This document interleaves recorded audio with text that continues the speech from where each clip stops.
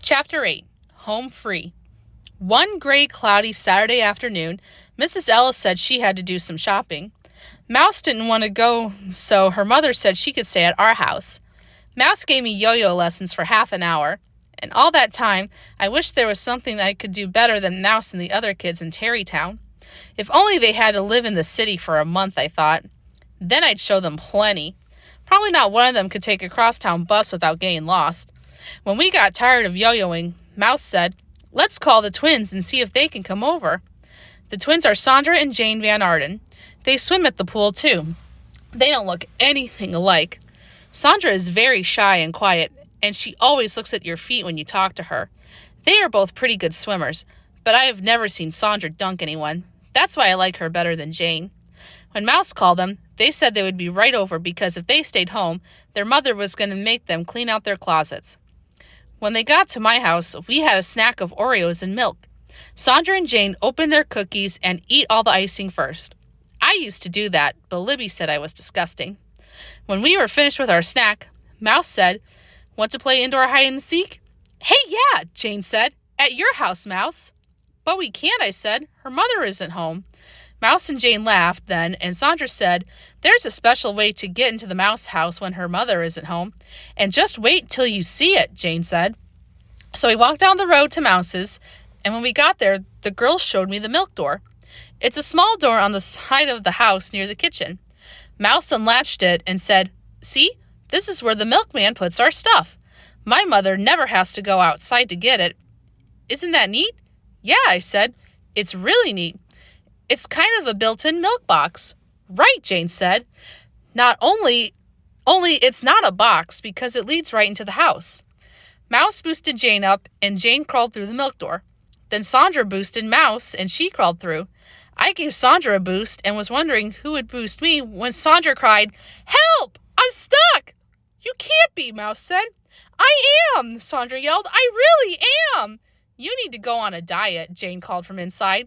"Please do something," Sandra begged. Since I was the only one left on the outside, I pulled Sandra's legs, trying to get her to back out. When that didn't work, Jane and Mouse pulled from the inside, hoping to get her through the milk door. But nothing happened. Sandra cried, "I'm doomed! I'll be here forever!" Jane said we should call the fire department and let them chop her out. But Mouse said her mother might get mad about that. I could see that unless I took charge of the situation, nothing would get done. So I said, "Mouse, you and Jane open the regular door and help me on the outside." "I never thought of that," Mouse said. "You should have," I told her, "because if you had been the only one to crawl through the milk door in the first place, none of this would have happened. You could have unlocked the back door and we could have walked in like any other human beings." Mouse didn't answer me, but she and Jane did what I told them to and joined me on the outside. "Okay," I said, "now pull Sandra by the legs." All three of us pulled as hard as we could, but she still wouldn't budge. "We need rope. Do you have any?" I asked Mouse. "I think so," she said. "In the garage." "Well, don't just stand there. Go get it." Mouse ran to the garage and came back with the rope. I tied it onto Sandra's ankles, and we pulled and pulled until we got her out. By that time, she was crying for real, and her ankles were full of rope burns. "We've got to carry her inside now," I said. "I'll take her arms. Mouse, you take her legs, and Jane, you grab her middle." As we were carrying her into the house, Sandra kept screaming, "Put me down! Put me down!" Some people don't know when other people are trying to help them. We got her into the kitchen and put her down on the floor. Mouse said, "Her legs are a mess. The bandages are upstairs. We better get her up there too." "That's crazy," I said. "You go get the bandages and some first aid cream and we'll fix her up down here." So Mouse ran upstairs and came back with a million little tubes and bottles and bandages, and we all played doctor, fixing Sandra up. Of course, I was the only one who knew just which medicine to put on each of Sandra's wounds, so I was really the main doctor, and the others were my assistants. We must have done a good job because Sandra stopped crying and said her legs felt much better. She even managed to walk up the stairs so we could start a game of hide and seek. Mouse told Sandra she didn't have to be it because she had already suffered enough. The only rules to indoor hide and seek were We had to stay upstairs, and the attic was off limits. Home base was a sink in the hall bathroom. We did once, twice, 3 shoot to see who would be it first. I lost. I hate to be it, especially in a strange place. I always get this creepy feeling, and I've never played hide and seek inside before, except with Daddy, and that's not the same at all because nobody's going to pop out from under something and scare me. But I closed my eyes and counted to 75 before I hollered, "Ready or not, here I come!" I was supposed to count to 100, but I'm pretty sure nobody noticed. If they did, I would just tell them I'm a very fast counter. The house was quiet, except for some squeaks now and then. I wanted to find the others in a hurry, so I wouldn't be all alone. I walked from bedroom to bedroom, but I didn't search under the beds or in the closets. I was afraid of what I might find.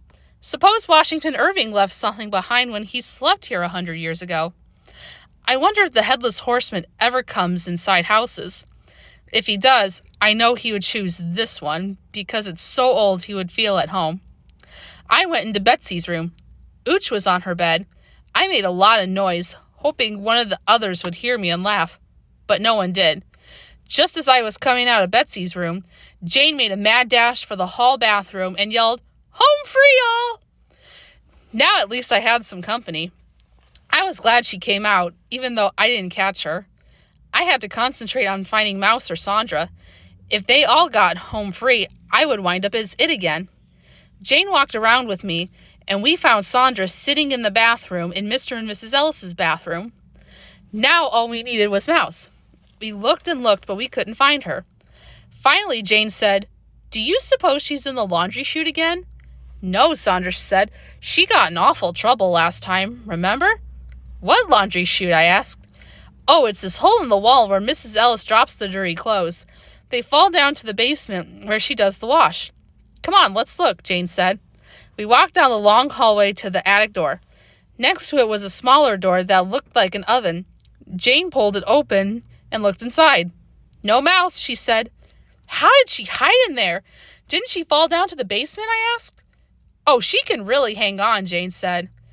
"But the last time her mother caught her, and she got it good," Sandra told me. "Where do you suppose she is?" I asked. "Who knows?" Jane said. Just then we heard a scary noise. Woo! Woo! Woo! All 3 of us grabbed hold of each other, and Sandra started laughing like crazy. Then Jane started. So I laughed as loud as they did, even louder to show I thought it was funny too. Woo! Woo! Woo!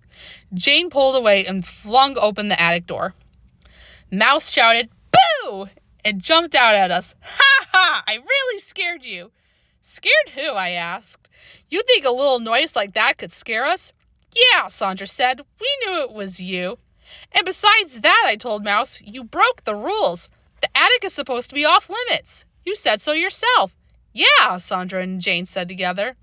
I didn't want to play any more hide and seek after that, but Mouse promised not to scare us again. She said she'd even be it just to show what a good sport she was. So Sandra, Jane, and me hid while Mouse stood at the sink and counted up to 100, no cheating allowed. I ran to Mrs. Ellis's room and hid inside her closet. My heart was thumping so loud I thought it might explode, and that would be the end of me. I crouched in the corner and waited. I never know when to run for home base. Other kids get home free. Why don't I? I sat still for a long time. Why didn't Mouse come? Should I try for home base? I heard footsteps. So she was finally going to have a look at her mother's room, I thought. It's about time. The footsteps came closer and closer. I hid behind a long bathrobe. Maybe she wouldn't find me after all. And as soon as she was gone, I could run for home base. The closet door opened. I peeked out from behind the robe. All I saw were feet. They didn't belong to Mouse. They were much too big. Whoever it was started moving the clothes around. The robe I was hiding behind wiggled, and then there was a terrible scream. I think it came from me. "Sheila Tubman!" Mrs. Ellis shouted. "You nearly scared me to death." I tried to say something, but I couldn't make the words come out. I was shaking. Mrs. Ellis reached down and helped me up. "Come out of there," she said. "What are you doing in my closet?" "I don't know," I told her.